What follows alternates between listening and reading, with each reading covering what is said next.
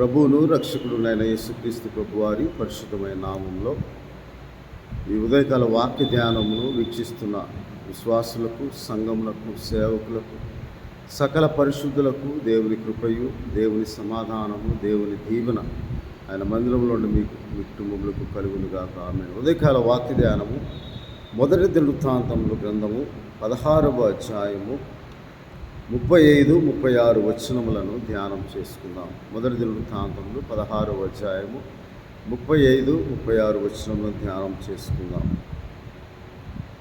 దేవ మా రక్షక, మమ్మను రక్షింపుము, మమ్మను చేర్చుకొనుము. మేము నీ పరిశుద్ధ నామమునకు కృతజ్ఞతాస్తుతులు చెల్లించినట్లు, నిన్ను స్తుతించుచు అతిశయించినట్లు అన్యజనుల వశంలో నుండి మమ్మల్ని విడిపింపుము అని ఆయనను బతిమాలుకొనుడి. ఇశ్రాయేలీయులకు దేవుడైన యెహోవా యుగములన్నిటిలో స్తోత్రమునందునుగాక. ఇలాగు వారు పాడగా జనులందరూ ఆమేన్ అని యెహోవాను స్తుతించిరి. భక్తుడైన ఆసాపు చేతికి స్తుతి చేయు విచారణను ఏర్పరిచి దావీదు దేవుని మందసమును తీసుకొని వచ్చి దాని కొరకు వేయించిన గుడారము నడుము దాన్ని ఉంచి దేవుని సన్నిధిని దహన బలులు, సమాధాన బలులు అర్పించి ఆ తరువాత దేవునికి స్తుతి చేయు విధమును మొదటి దినవృత్తాంతము 16వ అధ్యాయం 7వ వచనంలో దావీదు ఆసాపు చేతికి అప్పగించి ఇలాగూ స్తుతించాలి అని చెప్పి ఆయనను సన్నిధిని వెతుకుటలో, ఆయన నామము స్తుతించుటలో, ఆయన ఎదుట సాగిలపడి ఆయన సన్నిధిని వణికి ఆయనకు స్తుతులు స్తోత్రం చెల్లించాలి. ఎందుకనగా 34వ వచనంలో యెహోవా దయాళుడు, ఆయన కృప నిరంతరముండును, ఆయన స్తుతించాలి అని చెప్పి ఆయన 25వ వచనంలో యెహోవా మహాఘనత వహించినవాడు, ఆయన బహుగా స్తుతి నొందదగినవాడు, ఆయన సమస్త దేవతల కంటే ఆయన పూజ్యుడు, జనముల దేవతలన్నీ వట్టి విగ్రహములు, యెహోవా ఆకాశ వైశాల్యం సృజించిన వాడు, ఘనతా ప్రభావం ఆయన సన్నిధిలో ఉన్నవి, బలమును సంతోషమును ఆయన యుద్ధ ఉన్నవి. జనముల కుటుంబములు ఆరే యెహోవాకు చెల్లించుడి, మహిమా బలములు యెహోవాకు చెల్లించుడి, యెహోవా నామమునకు తగిన మహిమ ఆయనకు చెల్లించుడి. నైవేద్యం చేతపుచ్చుకొని ఆయన సన్నిధికి చేరుడి, పరిశుద్ధ అలంకారంలో ఆభరణం ధరించుకొని ఆయన ఎదుట సాగిలపడుడి. మనం ప్రార్థన చేయాలని అలాగూ స్తుతించినప్పుడు జనులందరూ ఆమేన్ అని పలికారు.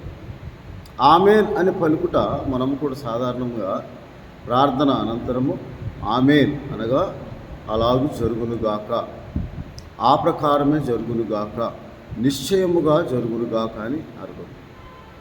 దానికి ముందు మనము యెహోవా మా దేవా మా రక్షక, మమ్మల్ని రక్షించుము అని ప్రార్థించాలని 35వ వచనంలో రాయబడింది. అలాగూ యుగములన్నిటిని అంటే మన జీవితకాలం అంతయు దేవుని జ్ఞాపకముకు స్తోత్రము కలుగునట్లు ఇలాగున మనము దేవుని సన్నిధిలో ప్రార్థించి బతిమాలుకొని గోజాడి ఆయన నామం తగిన మహిమా ప్రభావములు ఆరోపిస్తూ, ఎందుకనగా ఆయన సన్నిధిలో సాగిలపడి మనం ప్రార్థించిన ఆ ప్రార్థనలు దేవునికి అంగీకారకృతముగా, దేవుని చిత్తముకు అనుకూలముగా ఆయన మన ప్రార్థనను ఆలకించినట్లుగా మనము యథార్థమైన హృదయంతో, నిర్దోషమైన హృదయముతో, శుద్ధ హృదయముతో మనం ప్రార్థించి ఆమేన్ అన్నప్పుడు అలాగూ జరుగుతుంది, ఆ ప్రకారమే జరుగుతుందని దేవుని వాక్యంలో రాయబడింది. ఆమేన్ అనే మాటకు అర్థం మొట్టమొదటిగా సంఖ్యాకాండం 5వ అధ్యాయంలో, సంఖ్యాకాండము 5వ అధ్యాయంలో సందర్భం వేరు, కానీ ఆ పదం యొక్క అర్థమును గురించి నేను వివరించాలని అనుకుంటున్నాను. సంఖ్యాకాండములో ఇలాగూ ఆమేన్ అనగా అలాగూ జరుగునుగాక అని దేవుని వాక్యంలో రాయబడి ఉంది. 22వ వచనం 5వ అధ్యాయంలో ఆమేన్ అని చెప్పవల్లని రాయబడి ఉంది. సందర్భం వేరు, కానీ ఆమేన్ అని అర్థం కొరకు కింద ఫుట్నోట్లో అలాగున జరుగునుగాక, నీవు ప్రార్థించిన ప్రకారము అనగా అలాగున అనగా నీవు విశ్వసించిన ప్రకారము, నీవు దేవుణ్ణి అడుగు వాటన్నిటిని పొందుకుని ఉన్నావని నమ్మి ప్రార్థించినప్పుడు, మార్కు సువార్త 11వ అధ్యాయం 24వ వచనంలో మన ప్రార్థన అలాగూ జరగాలి అంటే మార్కు సువార్త 11వ అధ్యాయం 24వ వచనంలో మీరు ప్రార్థన చేయనప్పుడు అవి దొరికినవని నమ్మి ప్రార్థన చేసినప్పుడు అనే మాట రాయబడి ఉంటుంది. మార్కు సువార్త 11వ అధ్యాయం 24వ వచనం. అది ఆమేన్, అలాగు జరుగును గాక అని. అందుచేత మీరు ప్రార్థన చేయనప్పుడు అడుగుచున్న వాటి నెలను పొంది ఉన్నామన్నప్పుడు అప్పుడు అవి మీకు కలుగునని, అలాగూ ఆ ప్రకారం మీరు అడిగిన ప్రకారము, మీరు సూచించిన ప్రకారం మీకు అవునుగాక అని దేవుని వాక్యంలో రాయబడి ఉన్నది. అందుకే మత్తయి సువార్త 8వ అధ్యాయంలో శతాధిపతి వచ్చి ఆయనకు ప్రార్థన చేసి తన దాసుడు పక్షవాయువుతో బాధపడుచున్నప్పుడు అతడు తన విశ్వాసమును క్రియాత్మకంగా వ్యక్తపరిచి ఆయన వేడుకొని బతిమాలి, ప్రభువా, నీవు నా ఇంటిలోనికి వచ్చినప్పుడు నేను పాత్రను కాదు, నేను పాపిని, నన్ను కరుణించు అని చెప్పి యేసుక్రీస్తు ప్రభువారు ఆశ్చర్యపడినంత విశ్వాసమును క్రియాత్మకంగా వ్యక్తపరిచినప్పుడు యేసుక్రీస్తు ప్రభువారు 13వ వచనం 8వ అధ్యాయం మత్తయి సువార్తలో, యేసు ఇక వెళ్ళుము, నీవు విశ్వసించిన ప్రకారం నీకు అవునుగాక, నీవు అడిగిన ప్రకారం, నీవు వేడుకున్న ప్రకారము అలాగూ జరుగునుగాక అని దేవుని వాక్యంలో రాయాలి. ఆమేన్. రెండవదిగా ఇర్మియా గ్రంథములో ఆమేన్ అనగా ఇర్మియా గ్రంథములో 11వ అధ్యాయంలో ఇలాగూ దేవుని వాక్యంలో రాయబడి ఉన్నది. ఇర్మియా గ్రంథము 11వ అధ్యాయంలో 5వ వచనములో, అందుకు యెహోవా ఆ ప్రకారము జరుగునుగాక అని నేను అంటుని, అనగా ఆమేన్ అని రాయబడి ఉన్నది. దేవుడు చెప్పిన మాట మనం విశ్వసించి నమ్ముకొని యెహోవా సెలవిచ్చినప్పుడు ఆయన యూదా మనుషులతో యెరూషలేము నివాసులతో ఆయన చేసిన ప్రమాణమును జ్ఞాపకం చేసుకొని 4వ వచనంలో, నేను చేసిన ప్రమాణం నేను నెరవేర్చినట్లు మీరు నా వాక్యము విని నేను మీకు ఆజ్ఞాపించే విధులన్నిటిని బట్టి నిబంధన వాక్యం అనుసరించిన యెడల మీరు నాకు జనులయ్యుందురని నేను మీ దేవుడినై ఉంటానని. ఎప్పుడు అలాగూ ఆ ప్రకారమే జరుగును గాక. ప్రభు, వారు నీ వాక్యమును విని గైకొని వారుగా ఉండి, మనము కూడా ఆయన వాక్యమును విని గైకొని వారముగా ఉండి, కేవలం వినువారం మాత్రమే కాక వాక్యం విని వాక్యమును ఆధారం చేసుకొని మనం ప్రార్థన చేసినప్పుడు దేవుని వాగ్దానము, దేవుడు చేసిన ప్రమాణమును, దేవుని నిర్ణయములను, దేవుని సంకల్పములను, దేవుని తలంపులను, దేవుని ఆలోచనలను దేవుని చిత్తముగా మన జీవితంలో నెరవేర్చబోటకు మనము ఆ వాక్యమును నమ్మి, ఆ వాక్యము తప్పక కార్యసిద్ధి కలుగుజేయు వాక్యమని, అది నిజముగా దేవుని వాక్యమని మనం నమ్మి ఆ వాక్యమును ఆధారం చేసుకొని ధ్యానించుచు మొరపెట్టినప్పుడు ఆ ప్రకారము జరుగునుగాక అనే వాగ్దానము మనకు అనుగ్రహింపబడుతుంది. అలాగూ జరుగునుగాక, నీ విశ్వసించిన ప్రకారమే నీకు జరుగునుగాక, ఆ ప్రకారమే నీవు అడిగి దేవుని వాక్యం ఆధారం చేసుకుని దేవుడు చెప్పిన మాటను నమ్మి నీవు ప్రార్థించినప్పుడు ఆ ప్రకారమే జరుగునుగాక, ఆమేన్ అని దేవుని వాక్యంలో రాదు. నీ నమ్మిక చొప్పున నీకు జరుగునుగాక అని దేవుని వాక్యంలో రాయబడింది. నీవు నమ్మిన దాన్ని బట్టి దేవుని వాక్యం నిజంగా నా జీవితంలో, ఆ వాక్యమును వినడం వల్ల కలిగిన విశ్వాసము నా జీవితంలో కార్యసిద్ధి కలుగు చేస్తుంది. ఆ దేవుడు చెప్పిన మాట ఎన్నడూ నిరర్ధకము కాలేదు. ఆయన అబద్ధమాడుకు నరుడు కాదు. ఆయన జీవము గల దేవుడు, ఆయన మాట తప్పని దేవుడు, సత్య ప్రమాణము చేయు దేవుడు, ఆయన నిబంధన స్థిరపరచు దేవుడు, వాగ్దానమును నెరవేర్చు దేవుడు. ఆయన నమ్మదగిన వాడు. మనం నమ్మదగిన వారం కానప్పటికీ ఆయన నమ్మదగిన దేవుడు. వాగ్దానం చేసిన వాడు నమ్మదగిన వాడని నీవు నమ్మి ఆయన వాక్యం అనబడిన వాక్కు చేతనైన దానమును పొందుకొని ఆ వాక్యమును ధ్యానించుచు మొరపెట్టుకొని ఆ వాక్యానుసారంగా దేవుని సన్నిధిలో నువ్వు ప్రార్థించినప్పుడు, ప్రభువా, నీ వాక్యం ఆధారం చేసుకొని నేను ప్రార్థన చేస్తున్నాను ప్రభువా, ఆ ప్రకారమే జరుగునుగాక తండ్రి నా జీవితంలో అని మనము పరిపూర్ణమైన నమ్మకంతో, విశ్వాసంతో ప్రార్థించినప్పుడు సందేహం లేకుండా మనం ప్రార్థన చేయాలి, ఆ వాగ్దానాన్ని పొందుకోవాలి. అందుకే మొట్టమొదటిగా ఆమేన్ అనగా అలాగూ జరుగునుగాక. ఎలాగూ జరుగునుగాక అంటే నీవు విశ్వసించిన ప్రకారమే జరుగును. ఆ విశ్వసించిన ప్రకారం జరగాలంటే ఆయన వాక్యమును వినడం వల్ల కలిగిన విశ్వాసముతో కూడిన ఆత్మతో ఆ వాక్యము నమ్మి ఆ వాక్యము వాగ్దానము నీ జీవితంలో నెరవేర్చబడుతుందని నీవు పరిపూర్ణమైన నమ్మకంతో, విశ్వాసముతో నీ నమ్మిక ప్రకారమే జరుగునుగాక, నీవు నమ్మిక ఉంచిన ప్రకారం నీకు జరుగునుగాక, నీవు నమ్ముట నీ వల్ల దేవునికి సమస్తమును నీ జీవితంలో కార్యం చేయడానికి సాధ్యమని నమ్మి అప్రమం లేకుండా, విశ్వాసం లేకుండా, అనుమానం లేకుండా మనము ప్రార్థన చేసినప్పుడు, మూడవదిగా 2వ కొరింథీయులకు రాసిన పత్రిక 1వ అధ్యాయం 19వ వచనములో ఆమేన్ అనగా రెండవ కొరింథీయులకు రాసిన పత్రిక 1వ అధ్యాయము 19-20 వచనముల్లో ఇలాగ దేవుని వాక్యంలో రాయబడి ఉన్నది. 20వ వచనంలో 19వ వచనంలో, మీలో ప్రకటింపబడిన దేవుని కుమారుని ఎడగు యేసుక్రీస్తు ప్రభు అవునని చెప్పి కాదని వాడై ఉండలేదు, కానీ ఆయన అవునను వాడై ఉన్నాడు. దేవుని వాగ్దానములు ఎన్ని అయినను అవన్నీ క్రీస్తునందు అవునన్నట్టుగానే ఉండేవి గనుక మన ద్వారా దేవునికి మహిమ కలుగుటకై అవి ఆయన వలన నిశ్చయములై ఉన్నవి. నిశ్చయముగా నీకు జరుగును, అనుగ్రహింపబడుతుంది. నిశ్చయముగా అనే మాట అందుకే కింద ఫుట్నోట్లు ఏముంది, ఆమేన్ అని.